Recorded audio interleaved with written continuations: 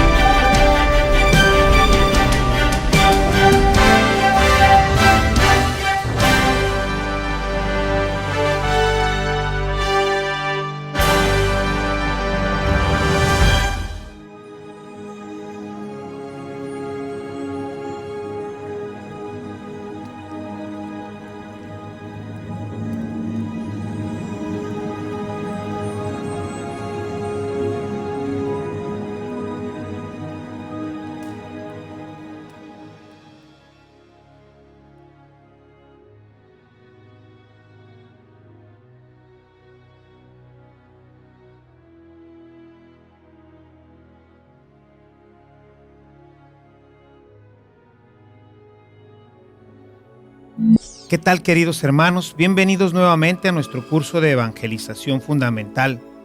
Vamos a iniciar hoy un nuevo capítulo. Terminamos ya nuestro capítulo 3 acerca de las principales enseñanzas que Jesús nos dejó. Vamos a iniciar ahora un nuevo capítulo, las principales promesas de Jesús.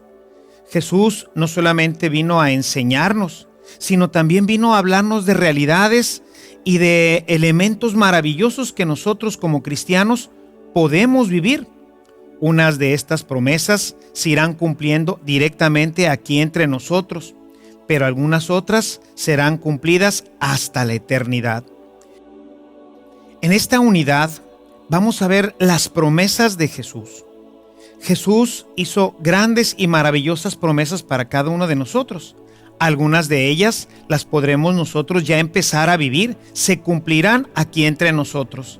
Y algunas de ellas están referidas a la vida eterna, para que nosotros nos sintamos siempre animados, para que podamos nosotros sentirnos con ese deseo de alcanzar estas promesas. Básicamente, aunque fueron muchas cosas las que Jesús nos dijo, prácticamente podríamos resumir las promesas de Jesús en 3. La primera promesa, Él nos dice que estará con nosotros siempre. La segunda promesa que nos hace es que nosotros estaremos con Él siempre. Aquí en la tierra Jesús estará con nosotros siempre, es promesa de Él. Pero también nos ofreció, nos prometió que estaríamos con Él eternamente, que con Él conviviríamos y pasaríamos toda la eternidad. Y para que estas dos promesas se pudieran realizar, nos hizo una tercera y grandísima promesa, que es la promesa del Espíritu Santo. Estas 3 grandes promesas resumen y nos ayudan a trabajar, a sentir su presencia y a crecer sobre todo en una relación íntima, profunda y personal con Él, que, como decíamos desde el inicio de nuestro curso, pues es uno de los grandes objetivos de su venida aquí entre nosotros. Y bien, pues vamos a iniciar con la primer promesa. La primer promesa: yo estaré con ustedes.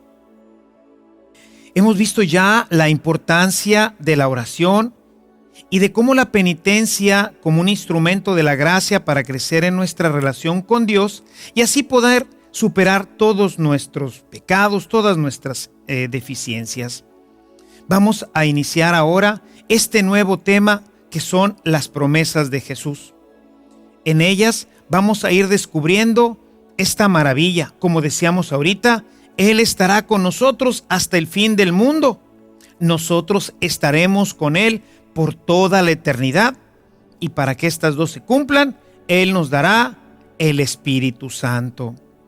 Iniciamos pues con este tema de la presencia de Jesús con nosotros hasta el final de los tiempos.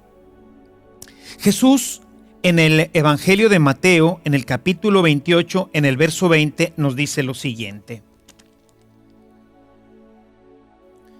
Dice Jesús: vayan y enséñenles a poner por obra todo lo que les he mandado, y sepan que yo estaré con ustedes todos los días hasta el final de los tiempos. Esta es una de las citas que debemos de tener subrayada en nuestras Biblias, porque es una promesa grandísima. Dios no se fue, Él se quedó con nosotros. Él quiere seguir compartiendo nuestra vida, quiere seguir compartiendo nuestras dificultades, nuestros gozos, nuestras alegrías. Él quiere estar presente contigo y conmigo. Él quiere estar presente. Por eso es que su nombre no solamente es Jesús, que sabemos que en hebreo Yeshua quiere decir Dios salva, sino que es también el Emmanuel, es el Dios con nosotros. Él quiere permanecer en tu vida, quiere permanecer en tu casa, quiere permanecer en nuestros negocios, en todas las áreas de nuestras vidas. Y bueno, pues como Él ahora ciertamente pues todavía tiene cuerpo, pero sin embargo es un cuerpo glorioso en donde Él puede pues controlar a voluntad si se deja ver o si no se deja ver, si pasa a nuestro ámbito físico y podemos tener la experiencia sensible de Él, o si prefiere estar pues así un poco, diríamos nosotros, escondido. Realmente no es que esté escondido, sino que tiene unas formas particulares de estar entre nosotros. Y básicamente podríamos nosotros hablar de 4 formas, de 4 presencias. Una de ellas, quizás la más importante, es la de la Eucaristía. Jesús está presente entre nosotros a través del sacramento eucarístico. Una segunda presencia es la de los hermanos, sobre todo, como lo veremos en unos momentos más, en los más necesitados. Ha querido quedarse también en su palabra. Aquí en su palabra encontraremos la presencia real. Y finalmente, ha querido quedarse en los obispos y en los sacerdotes. Formas sensibles, formas tangibles, a través de las cuales nosotros podemos encontrar a Jesús continuamente cerca de nosotros.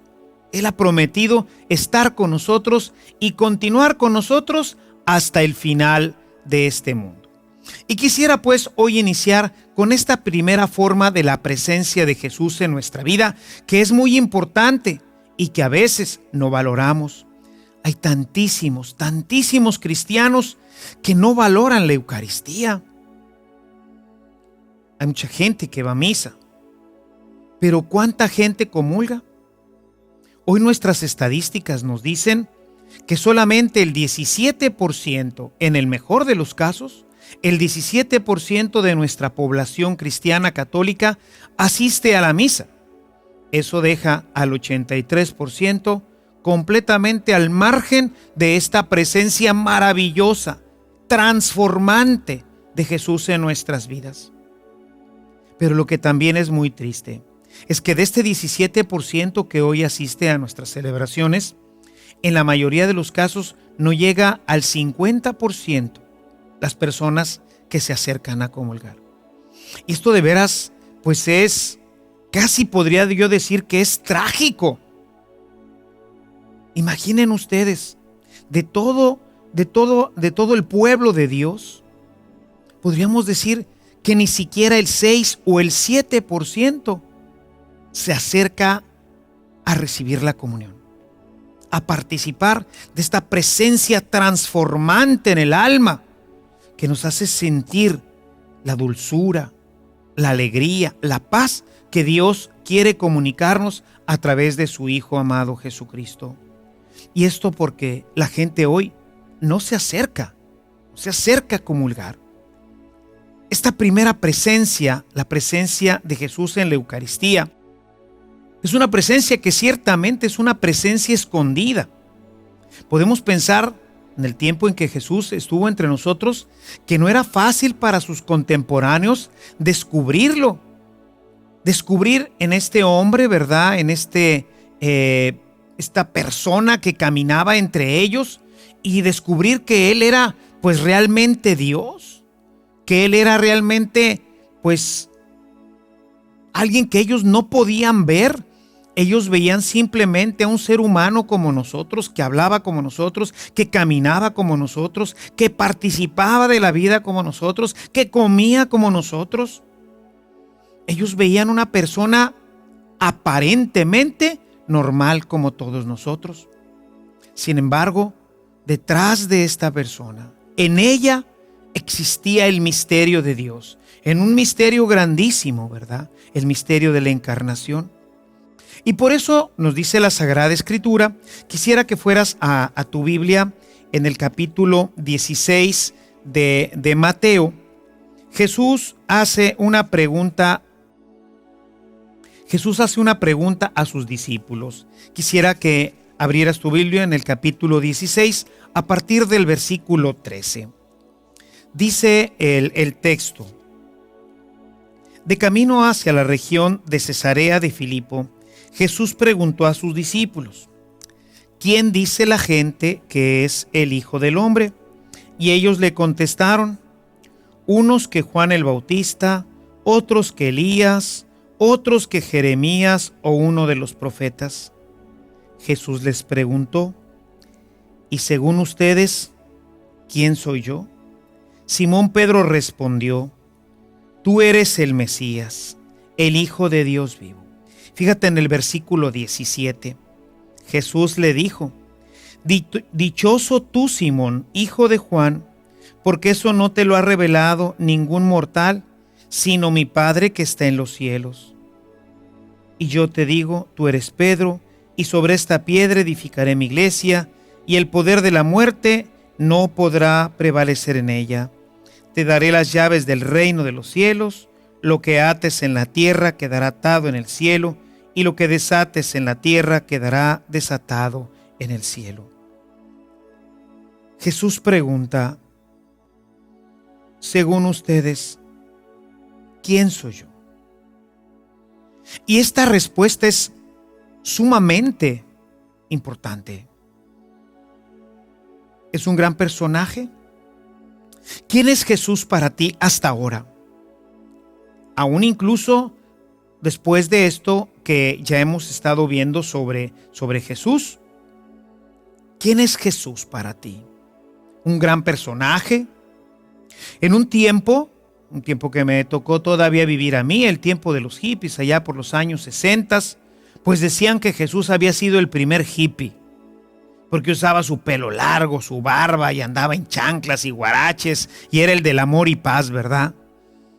Era su emblema. Jesús, pues era el jefe de los hippies, porque hablaba del amor y hablaba de la paz y traía su pelo largo, y los hippies andaban también en guaraches y decían: ya no queremos la guerra, queremos la paz. El Che Guevara, pues lo tenía también como modelo, porque él decía: este fue un gran guerrillero, se les opuso a los poderes de aquel tiempo. Sabemos que en el tiempo de Jesús el poder político y el poder religioso prácticamente estaban unidos. Realmente los romanos ejercían ciertamente un dominio, pero el poder público y el poder religioso estaba en manos de los fariseos y los doctores de la ley.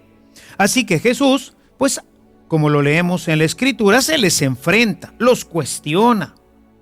Y entonces decía el Che Guevara y toda esta línea de insurrección armada, ¿verdad?, que buscaba pues un cambio de vida, que buscaba pues atender a los pobres como lo hizo Jesús, pues lo encontramos continuamente en muchos pósters. También todo esto ocurre más o menos a finales de los años 60, principios de los 70.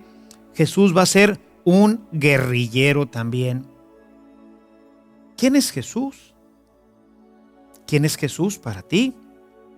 En los años 70 salió una película que hizo gran furor. Se llamaba Jesucristo Superestrella. Y yo me acuerdo haber ido en alguna ocasión a una conferencia en donde una religiosa estaba dando una plática sobre este tema. Y me acuerdo que escribió en un gran pizarrón el título de esta película.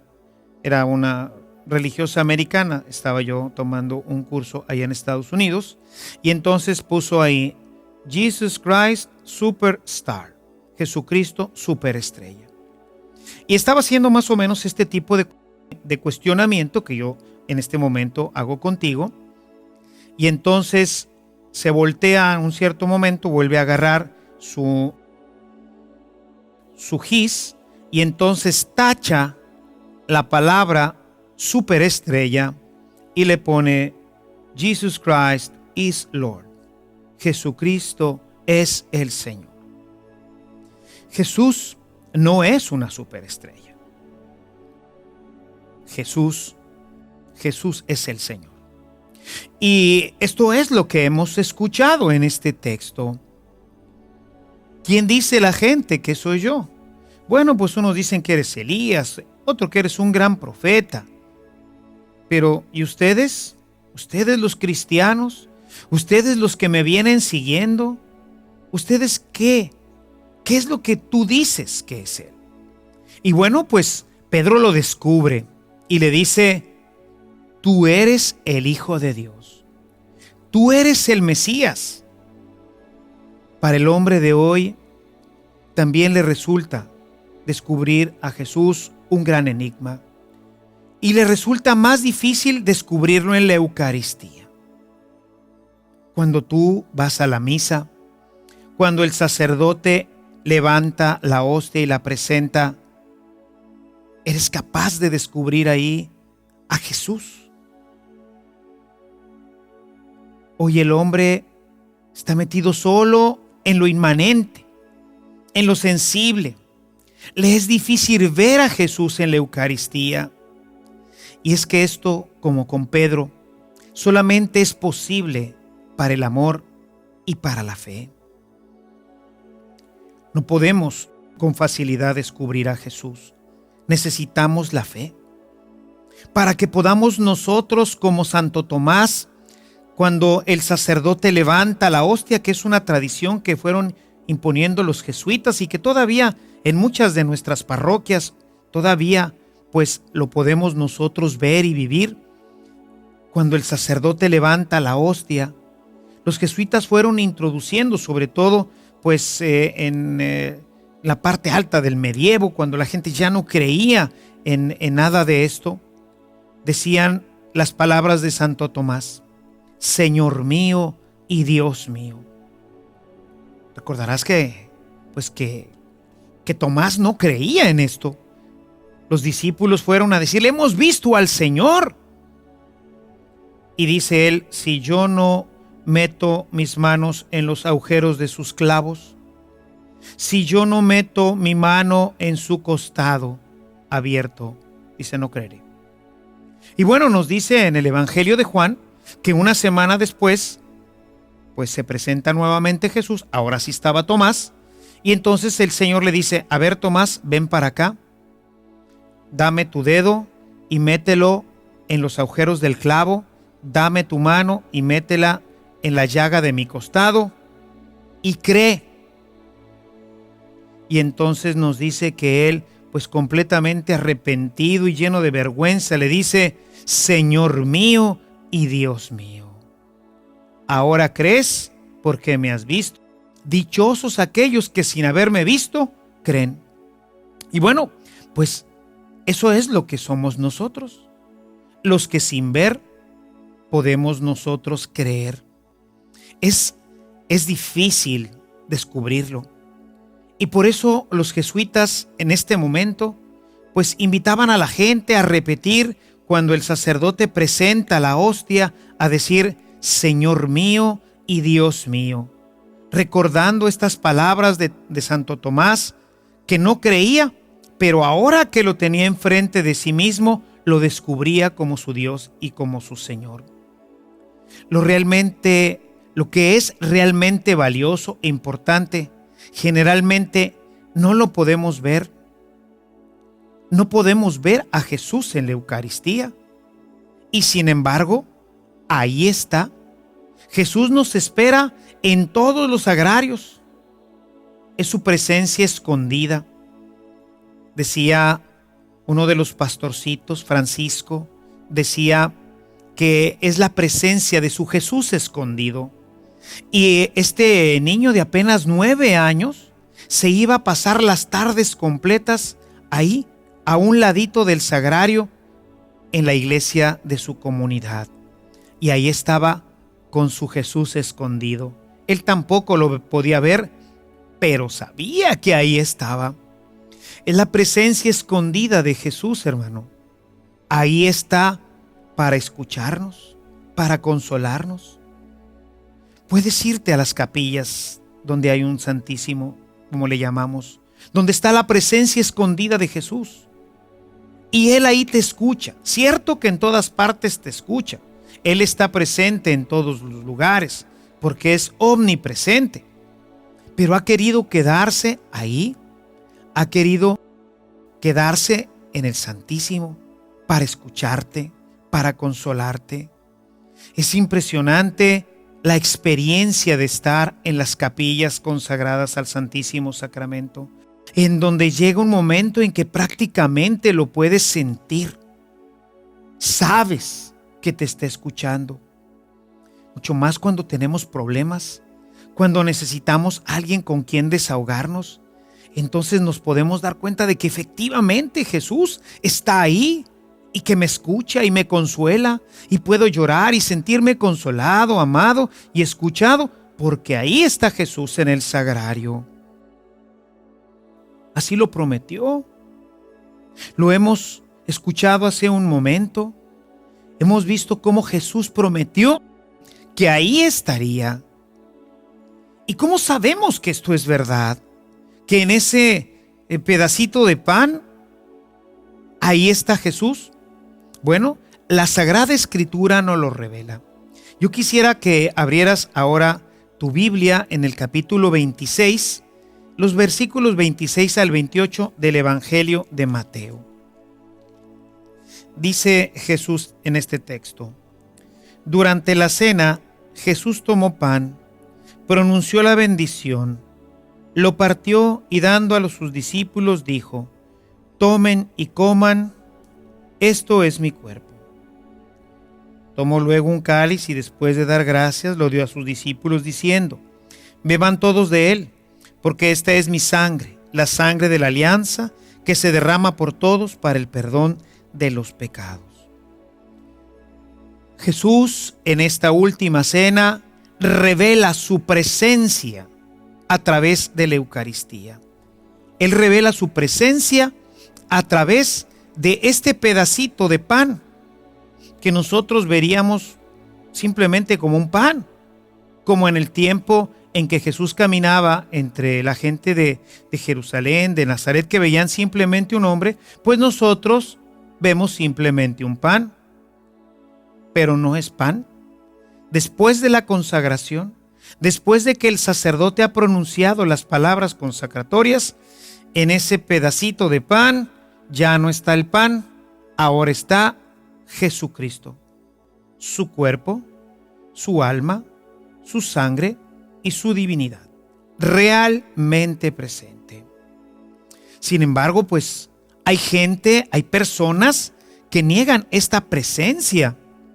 Entre ellos, por ejemplo, están los testigos de Jehová y en general los protestantes. Quizás tú hayas tenido o tengas trato con algunas personas como ellas. A veces, pues en nuestras familias, algunos han cambiado de religión y se han hecho testigos de Jehová o se han hecho protestantes. ¿Y por qué ellos no creen? ¿Por qué ellos no aceptan estas verdades? Bueno, pues por ejemplo, los testigos de Jehová han cambiado incluso la Biblia. Por eso, pues es una de las sectas que ellos se dicen cristianas, son sectas cuasi religiosas que no tienen realmente ningún sustento, porque incluso fueron tan atrevidos, fíjate en esto, fueron tan atrevidos los testigos de Jehová que han hecho cambios en la Sagrada Escritura, la modificaron para que se acomodara a su doctrina, para que se acomodara a lo que ellos creen. Y en este texto que acabamos de leer, en este capítulo 26, en los versos 26 y en el 28, Jesús claramente, como te lo acabo ahorita de leer, dice Jesús: durante la cena tomó pan, pronunció la bendición, lo partió y dándolo a sus discípulos dijo: tomen y coman, esto es mi cuerpo. En las Biblias de los testigos de Jehová, tú encontrarás que cambiaron el verbo ser por el verbo significar. Ellos cuando te visitan, obviamente te dicen, y así lo ponen, si tú te fijas, la Biblia de los testigos de Jehová dice Nueva Traducción Revisada. Y ellos te dicen, no, lo que pasa es que la interpretación no es correcta. Sin embargo, ellos cambiaron la palabra. El verbo que utiliza la Sagrada Escritura en griego, que es como yo les digo, porque pues a veces también ahí en la casa parroquial de repente nos visitan, yo les digo a estos hermanos, mira, vamos a la Biblia. Y entonces luego me voy a este texto, porque el problema de todo estriba en cómo interpreto yo la Biblia. Yo le digo, tú crees algo porque la Biblia te lo dice, pero realmente este libro que tú estás leyendo está escrito conforme a la verdad, o ya le hicieron modificaciones, porque pues yo a esta Biblia le puedo poner cualquier cosa y decir lo que yo quiera, pero eso es lo que dijo Jesús. Nosotros la recibimos directamente de los apóstoles. Y las únicas Biblias que están cambiadas, si recordarás, te lo decía al inicio de nuestra formación, la única Biblia que está cambiada, modificada en su texto, es la de los testigos de Jehová. Ellos cambiaron la palabra del verbo ser, que sería estin, ¿verdad? Esto es mi cuerpo. La cambiaron y dicen sus Biblias, si en alguna ocasión tienes la oportunidad de leerlo o alguno de los hermanos por ahí te visita, pues va a decir, esto significa, no es. Una cosa es que las cosas signifiquen, ¿verdad? Yo soy en un momento dado una significación de Jesús, pero yo no soy Jesús. Y lo que tenemos en la Eucaristía no es un símbolo, no es un signo, es realmente la presencia. Esto es mi cuerpo. Y lo que comieron los discípulos, lo que seguimos comiendo nosotros, los cristianos, es el cuerpo de Jesús. Después de la consagración, no significa. Cuando vamos, por ejemplo, a una primera comunión, verás que pues ponen ahí sobre el altar trigos y panes y ponen también vino. Bueno, todo eso significa, son signos de la Eucaristía. Pero esa no es la Eucaristía. La Eucaristía está en el pan ácimo, en el pan que se consagra y que deja de ser pan para empezar a ser el cuerpo y la sangre de Cristo. Sin embargo, ellos cambiaron el verbo estin por el verbo griego semeion, que tiene el valor de significar. Y claro, ellos dicen que es una nueva traducción de la Biblia. Sin embargo, esto es completamente equivocado. En griego, la palabra ser y significar es completamente diferente. Uno es el verbo ser y otro es la palabra significar. Y lo que ellos tienen ahí en sus Biblias es significar. De manera que ellos por eso niegan que esta sea pues una presencia real. Los demás hermanos protestantes también niegan esta presencia real. Sin embargo, es importante para ellos el que veamos un texto de la primera comunidad. San Pablo le escribe a la comunidad de Corinto porque tenían una serie de desórdenes dentro de la Eucaristía, que bueno, como ya hemos comentado, le llamaban ellos la Cena del Señor. Y bueno, pues traían por ahí todo un desorden en este tema. Y bueno, pues San Pablo escribe a los Corintios y en el capítulo 11 dedica una buena sección para que ellos entiendan de qué se trata este texto.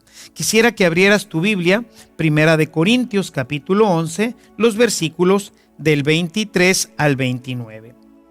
Y ahí vamos a darnos cuenta de cómo San Pablo corrige a la comunidad para que ellos entiendan que verdaderamente lo que tienen en sus manos no es un pedazo de pan, no significa el cuerpo de Cristo, no significa su sangre, sino es verdaderamente el cuerpo y la sangre del Señor.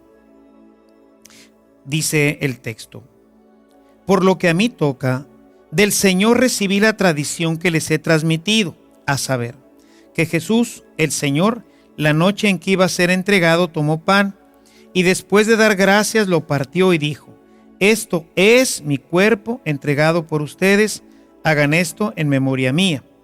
Igualmente, después de cenar, tomó el cáliz y dijo: este es el cáliz de la nueva alianza sellada con mi sangre. Cuantas veces beban de él, háganlo en memoria mía. Así pues, siempre que coman este pan y beban de este cáliz, anuncian la muerte del Señor hasta que él venga. Escucha el verso 27. Por eso, quien coma el pan o beba el cáliz del Señor indignamente, gente que no se confiesa, gente que cree que va a pararse a recibir un caramelo, una cosa así, que no lo hace con la devoción, o sea, siendo consciente de lo que está recibiendo, escucha lo que dice: peca contra el cuerpo y la sangre del Señor. Dice San Pablo: examínense pues cada uno a sí mismo antes de comer el pan y beber el cáliz, porque quien come y bebe sin discernir, sin darse cuenta lo que se está comiendo, dice, porque quien come y bebe sin discernir el cuerpo, come y bebe su propio castigo. Come y bebe su propio castigo. Es decir, no nos podemos acercar a la comunión si nosotros no estamos en gracia, si nosotros no discernimos ahí, si nosotros no tenemos fe. Por eso el sacerdote, cuando te va a dar la comunión, te muestra la comunión y la pone delante de tus ojos y te dice: el cuerpo de Cristo. Y tú dices: amén, que quiere decir: es verdad, sí creo, así es, así era, así será siempre. La palabra amén por eso no se ha traducido, porque tiene muchos significados dentro de la mentalidad hebraica. Significa sí creo, sí es, me adhiero, lo comprendo. Cuando el sacerdote te pone por eso la hostia, para que tú, consciente de estas palabras que hemos escuchado de San Pablo, tú puedas decir sí creo, es decir, sí discierno que esto que voy a comer ahora no es un pedazo de pan, sino que esto que voy a comer ahora es realmente el cuerpo y la sangre de Cristo. Ahí estoy diciendo sí, voy a comerme a Jesús. voy a comer su cuerpo y a beber su sangre. Y el que no lo hace, yo veo mucha gente que de repente se acerca a comulgar, viene distraído, viene pensando en otras cosas. No me ha faltado, sobre todo en los jóvenes, pero también en algunos adultos, que se acercan a comulgar con un chicle en la boca. Cuando que la Santa Iglesia nos pide que al menos tengamos una hora de ayuno, de sacrificio, de preparación para este momento tan importante. Recibir el cuerpo y la sangre de Jesús. No, ahí viene la gente masticando su chiclote, volteando para un lado, saludando a los amigos. Hola, ¿cómo están? Sí, ahorita nos vemos a la salida para irnos al cine, etc. El que come sin discernir, mira qué duras las palabras de Pablo. El que come sin discernir el cuerpo de Cristo, dice, se come su propia condenación. En vez de ser un alimento que haga bien al alma, se convierte en un alimento que destruye nuestra vida eterna. Por eso es importante que nosotros hagamos conciencia cuando nos acercamos a comer y a beber del cuerpo y de la sangre del Señor. Y lo más importante es que esta presencia no solamente es para tenerlo cerca, para poder hablar con Él, sino que Jesús lo puso como una condición, se dice en latín, sine qua non, es decir, sin la cual no puedo tener vida eterna. Una persona que no comulga, una persona que no come y no bebe de la sangre del Señor, no puede tener vida eterna. Y esto también está muy claro en la Sagrada Escritura. Yo quisiera que vieras un texto, porque los hermanos separados dicen, oye, ¿esto qué?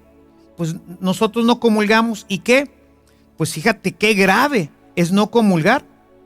Quiero que abras ahora tu Biblia en el capítulo 6 de San Juan, del Evangelio de San Juan, y veas sobre todo los versículos 51 al 54. Este capítulo 6 de San Juan nos presenta lo que se conoce como el sermón eucarístico. Juan no repite, que Juan escribe ya muchos años después de que están ya las comunidades establecidas, Juan no repite este texto que leímos de Mateo 26, que está también en los demás evangelistas, que se le llama la institución de la Eucaristía. Él ya no la repite, porque ya es algo que pues todo mundo ya conoce. Ya San Pablo también a través de su carta a los Corintios pues ha hecho pues que dejar claro que está realmente presente. Juan más bien ha caminado por otro camino para que profundicemos en lo que realmente es y sobre todo en la necesidad de comerlo como un verdadero alimento para que nos dé vida. Y entonces veamos, quiero que vayas a tu Biblia. Es importante que subrayes estos textos y dentro de estos textos ahorita te voy a dar algunas indicaciones importantes. Capítulo 6 de San Juan, versos 51 al 54. Sermón eucarístico de Jesús. Dice Jesús: Yo soy el pan vivo bajado del cielo. El que come de este pan vivirá para siempre. El pan que yo daré es mi carne, yo la doy para la vida del mundo. Versículo 51. Yo soy el pan bajado del cielo. Él es este pan. Dice, el que coma de este pan vivirá para siempre. Verso 52. Esto provocó una fuerte discusión entre los judíos, los cuales se preguntaban, ¿cómo puede éste darnos a comer su carne? Jesús les dijo, yo les aseguro que si no comen la carne del Hijo del Hombre y no beben su sangre, no tendrán vida en ustedes. El que come mi carne y bebe mi sangre tiene vida eterna, y yo lo resucitaré el último día. Mi carne es verdadera comida y mi sangre es verdadera bebida. El que come mi carne y bebe mi sangre vive en mí y yo vivo en él. Un texto verdaderamente importante. Sin embargo, bueno, pues se argumenta que generalmente los hermanos separados argumentan que se trata de un comer intelectualmente. Es decir, cuando yo leo, me estoy alimentando también mi alma. Vamos a ver esto más adelante cuando veamos la palabra de Dios. Pero es a través de la palabra como también me alimento. Sin embargo, pues esto está usado en un sentido metafórico, no en un sentido real. Y a veces es que usamos este sentido metafórico. Por ejemplo, ¿cómo le dice el novio a la novia que la quiere mucho? Y le dice, te voy a comer a besos. ¿Y qué quiere decir? ¿Que la va a morder o cómo está? No, es simplemente que la va a llenar de besos. Es un sentido metafórico, es un sentido poético. Y en general nuestros hermanos separados dicen que Jesús está hablando aquí en un sentido así, en un sentido metafórico, no en un sentido real. Hay algunos ejemplos que nos lo presentan así también. Hay un texto, por ejemplo, en Ezequiel 3, en el capítulo 3, en el verso 1, en donde podemos ver cómo hay efectivamente esta visión también o esta forma de hablar metafórica en el sentido de comer. Yo quisiera que fueras al texto de Ezequiel 3:1. Dice el texto. Y me dijo, hijo de hombre, come este libro y ve luego hablar al pueblo de Israel. Está hablando de comerse el libro de la ley. Sabemos que Ezequiel no se comió el libro de la ley. Imagínate que el libro de la ley pues sería no sé cuántos rollos de papiro. No está hablando de que comérselo. Dice incluso el texto, yo abrí la boca y él me hizo comer el libro diciéndome, hijo de hombre, alimenta tu vientre y llena tus entrañas con este libro que yo te doy. Yo lo comí y su sabor era dulce como la miel. Está hablando de lo dulce que es la palabra, en fin, está hablando en un sentido verdaderamente poético, metafórico. Y entonces, pues podría haber quedado la duda de si efectivamente Jesús estaba hablando en este texto de Juan 6, si estaba hablando en un sentido metafórico, como en este caso de Ezequiel, o estaba verdaderamente hablando de comer. Los griegos, regreso a mi texto, si quieres regresar a tu texto de Juan 6, Jesús en este texto habla de comer y cuando nosotros lo leemos en español, siempre vamos a encontrar la palabra comer. Sin embargo, los griegos tienen dos palabras para comer que son distintas. Una de ellas es trogon y la otra es phagein. Son dos palabras distintas. Las dos significan comer. Sin embargo, phagein, el verbo comer, puede tener todos los usos, ¿verdad? Por ejemplo, pues esta palabra seguramente ya la has oído combinada. Antropófago. El antropófago se come a la gente.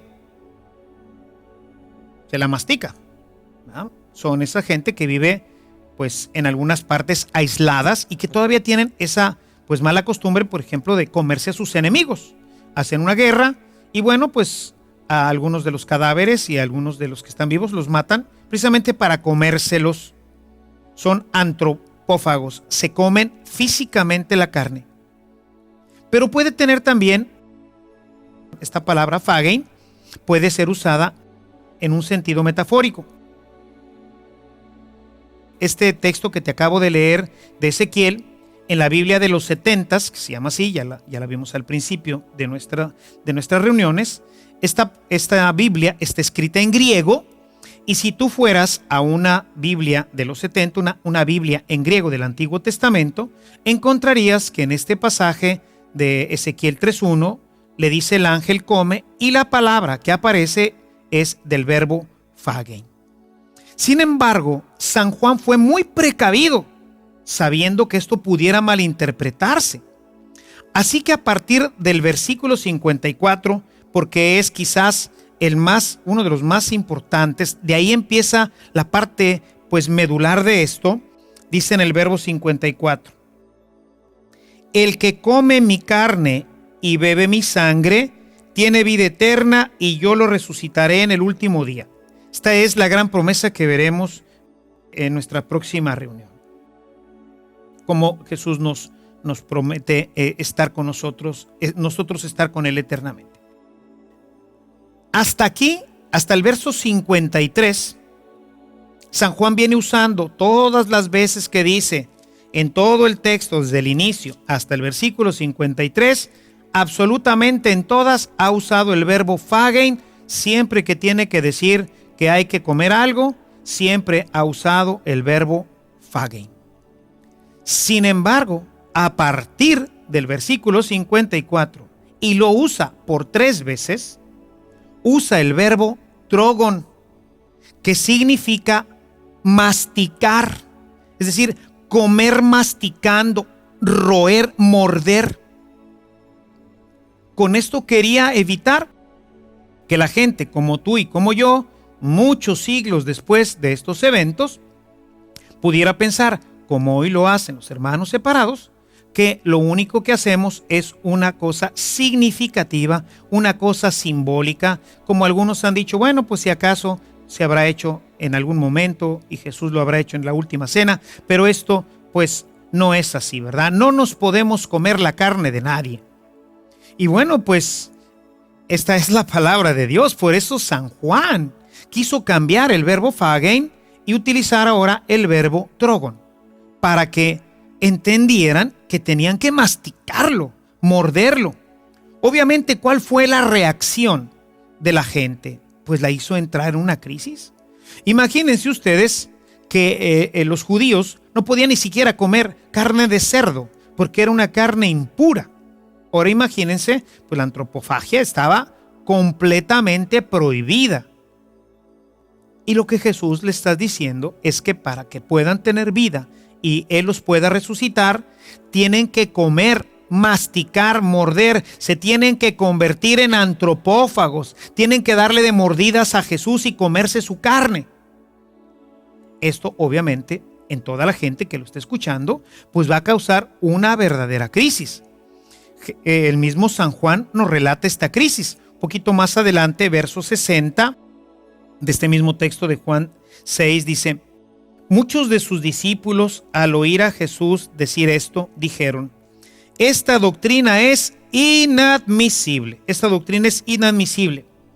¿Quién puede aceptarla? Es decir, ¿quién puede aceptar que para que tú puedas tener vida y para que puedas estar con Él y para que puedas permanecer con Él y para que puedas seguir siendo su discípulo y para que puedas llegar a la vida eterna, te tienes que comer un pedazo de carne del hombre que te lo está hablando? O sea, imagínate que ahorita yo, para que tú pudieras seguir siendo cristiano, te dijera que tienes que venir y morderme. O sea, que tienes que comer la carne de tu sacerdote o de algún hermano y tienes que comerla, morderla, roerla, masticarla, que es el verbo trogon. Pues tú dirías, no hombre, están locos, esta gente son caníbales, antropófagos, o sea, simplemente es inadmisible. Y dice que mucha gente se empezó a ir, ya no lo seguían. Jesús pues ve que la cosa se puso grave, pero pues que tenía que decirles la verdad, que el que no come y no bebe de su cuerpo y de su sangre, pues no tiene vida eterna y Él no lo puede resucitar. Es como un alimento que va nutriendo todo nuestro ser, toda nuestra persona y como que la va preparando para el momento de la resurrección. Y el que no la tiene, pues no está preparado y pues a la hora de la resurrección, pues el cuerpo no se va a levantar para la vida eterna, sino para la perdición eterna. Como se empezaron a ir porque no entendían, como quizás hoy puede estar sucediendo o como le sucede a nuestros hermanos separados, pues entonces Jesús quiere pues reafirmar esto en ellos. Dice un poquito más adelante ahí en tu Biblia, verso 67, Jesús les pregunta: ¿acaso también ustedes quieren irse? ¿También ustedes quieren abandonarme? Y Pedro responde. Simón le respondió: Señor, ¿a quién iremos? Tus palabras dan vida eterna. Nosotros creemos y sabemos que tú eres el Santo de Dios. O sea, ¿Qué está diciendo realmente San Pedro? San Pedro le está diciendo a Jesús: Señor, la verdad, esto que acabas de decir, a nosotros también nos suena una verdadera locura. No lo entendemos, no lo comprendemos. No sabemos cómo puede ser posible que vayamos a comer de tu carne y a beber de tu sangre. Eso no lo entendemos. Está velado a nosotros. Sin embargo, nosotros lo que creemos, nosotros lo que sabemos es que tú eres el Hijo de Dios. Lo que sabemos es que tú le dices a un muerto: levántate, y se para. Tú le dices a un paralítico: levántate, extiende tu brazo, y se cura. Tú le dices a un leproso: sana, y sana. Tú le dices a un ciego de nacimiento: ve, y el ciego recobra la vista. Nosotros pues sabemos, creemos, estamos seguros que tú eres Dios. ¿Cómo vamos a comer tu carne y a beber de tu sangre? Eso no lo sabemos. Pero nosotros creemos que tú eres el Hijo de Dios. Y esto es lo que nos invita nuestro Señor a creer en la Eucaristía. Porque Jesús puede hacer eso y cualquier cosa. Él lo revelará, como lo leímos hace un momento, hasta la última cena. Imagínense, hermanos, en el momento en que Jesús está tomando un pedazo de pan y lo parte y le dicen: coman, porque esto es mi cuerpo. Y luego toma una copa con vino y les dice: y ahora beban, porque esto es mi sangre. La palabra de Dios, lo que dice se hace. Que haya luz, y la luz existió. Que haya animales, y los animales empezaron a existir. Que este pedazo de pan sea mi cuerpo, y ese pedazo de pan deja de ser un pan y se convierte en el cuerpo de Cristo. O sea, Él es Dios. Él tiene el poder para transformar y hacer lo que Él quiera, porque Él es Dios. Cuando de repente parte el pan y dice: ¡ay, caray! Ahora ya entendí por qué nos decía que teníamos que comer y que sí era posible que comiéramos su carne y que bebiéramos su sangre. Y mis amados hermanos, esto lo hemos venido haciendo en la iglesia durante todos los siglos. Es un poder que nos dio indignamente a nosotros los sacerdotes, porque Él así lo quiso. Él quiso que nosotros pudiéramos prolongar esto, que es un milagro, porque si no, ¿cómo tú y yo, 2000 años después de Jesús, podríamos seguir comiendo el cuerpo y bebiendo la sangre del Señor? Si esto nada más lo hubiera hecho Jesús y dijo: bueno, pues ustedes está bien, cómanlo, y ustedes van a tener vida y a ustedes los voy a resucitar, pero al resto no. Sabemos que esta palabra de Dios que llega a nosotros es para siempre, hasta que llegue la consumación de los tiempos. Fíjate lo que nos dice en el Evangelio de Lucas, en el capítulo 22, donde se nos narra también este tema de la institución eucarística. Los versículos leo para ti, ojalá y tengas tu Biblia ahí junto a ti, los versículos 19 y el 20. Dice: después tomó pan, dio gracias, lo partió y lo dio a sus discípulos, diciendo: esto es mi cuerpo, que se entrega por ustedes. Hagan esto en memoria mía. Y después de la cena hizo lo mismo con el cáliz, diciendo: este es el cáliz de la nueva alianza, sellada con mi sangre, que se derrama por todos ustedes. Háganlo. Háganlo ahora ustedes. Háganlo. Y el texto en griego, donde nos habla de la memoria, no utiliza la palabra recordar. No vamos a recordar. Para ellos la Pascua es un memorial. Es decir, vuelven a vivir en ese momento la salida de Egipto. Nosotros en la misa, en la Eucaristía, en el momento de la consagración, estamos todos los discípulos y el sacerdote en ese momento actúa, como se acostumbra decir en latín, actúa en persona Christi. Es decir, es realmente Cristo. Por eso el sacerdote no dice, este es el cuerpo de Cristo. No dice, esto es mi cuerpo y esto es mi sangre. El sacerdote en ese momento asume plenamente la persona de Jesús por el sacramento de la ordenación, de la cual hablaremos más adelante, y es capaz de transformar ese pequeño pan en el cuerpo de Cristo para que tú y yo lo podamos recibir.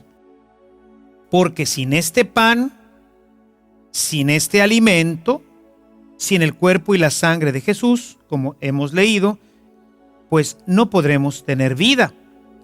En el verso 53, que no podemos desconectar del 54, decimos que en el 53 todavía usa la palabra fagen en el Evangelio de San Juan. Si gusta regresar nuevamente a este texto, en el Evangelio de San Juan, en el capítulo 6, en el verso 53, fíjate cómo es tremendamente contundente el Señor. Jesús les dijo, yo les aseguro que si no comen la carne del Hijo del Hombre y no beben su sangre, no tendrán vida en ustedes. Y cuando dice Jesús, yo se los aseguro, está siendo enfático. Está queriendo determinar que es algo sin lo cual no podemos tener vida en nosotros. Yo les aseguro. Y si Jesús, el Hijo de Dios, te asegura que si tú no comes de su carne y bebes de su sangre no tienes vida, pues es que eso así es, ¿verdad? Por eso la primera comunidad así lo entendió y así lo vivía. Encontraríamos muchos textos, Hechos 2:42, Hechos 27 y otros más, en donde podemos ver cómo la comunidad se reunía cada semana para celebrar la Eucaristía, para comer y para beber de la sangre y del cuerpo del Señor, que como leíamos hace un momento en la primera carta de San Pablo a los Corintios, en el capítulo 11, a partir del verso 23, ¿verdad? Pues nos damos cuenta de que había pues un gran desorden en aquella comunidad. Y entonces había gente que llegaba y comía antes y otros no les daban a los demás y unos traían cosas muy ricas y los otros frijolitos. Y ya aquello ya se había convertido en otra cosa, se había perdido completamente el elemento de la cena eucarística, que la iglesia con el paso del tiempo fue purificando. Al principio se reunían a cenar, como lo hizo Jesús con sus apóstoles, y al final de la cena, entonces se fraccionaba el pan y se distribuía y se comía el cuerpo y la sangre del Señor. Pero esto ya había degenerado, se había convertido en un desorden. Había gente que se embriagaba antes porque traían su vino y traían su comida y al final, cuando ya llegaban a la parte eucarística, aquello ya era verdaderamente un desorden. Los que eran más pobres eran despreciados. En fin, había un gran desorden en la cena eucarística. Y por eso San Pablo escribe este hermosísimo texto que yo te invito a que vuelvas a leer y lo medites, lo reflexiones, porque pues a veces nos pasa lo mismo en nuestras Eucaristías, ¿verdad? La gente está pendiente de todo, que si de la moda, que si esto, que si el niño, que si no, platicando con la esposa, con el amigo, ahorita de aquí salimos y nos vamos al cine y nos vamos aquí y nos vamos allá. Llegamos a la fila para comulgar y ni cuenta nos damos de lo que estamos haciendo. Después entonces, mis amados hermanos, muy importante que nosotros consideremos esta instrucción de Jesús. Yo estaré con ustedes. Y se ha quedado con nosotros en la Sagrada Eucaristía. No desaproveches este don maravilloso, este pan que da la vida, esto que nos hace entrar en la dimensión de Dios, que nos vuelve a poner en contacto con el Jesús que caminaba entre nosotros hace muchos años. Su presencia es real. Acércate al Santísimo Sacramento. Asiste en tu parroquia a las horas santas. Procura visitarlo con frecuencia en la capilla del Santísimo Sacramento. Estoy seguro que encontrarás paz y mucho consuelo. Y sobre todo, alimentándote de su cuerpo y de su sangre, habrá vida en ti. Tendrás fuerza para resistir al pecado. Tu vida crecerá y se desarrollará como quien se alimenta continuamente del pan ordinario. Quien no se alimenta de este pan siempre está anémico, no tiene fuerzas y al final termina con la muerte.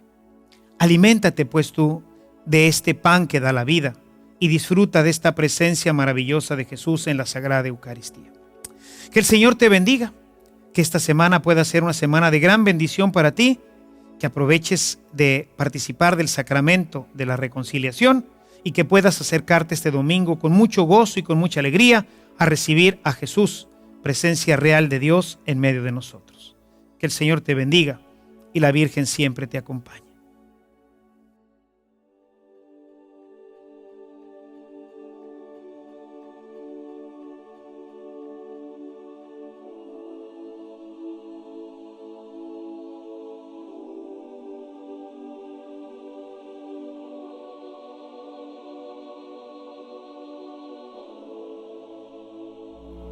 Gracias por continuar con nosotros.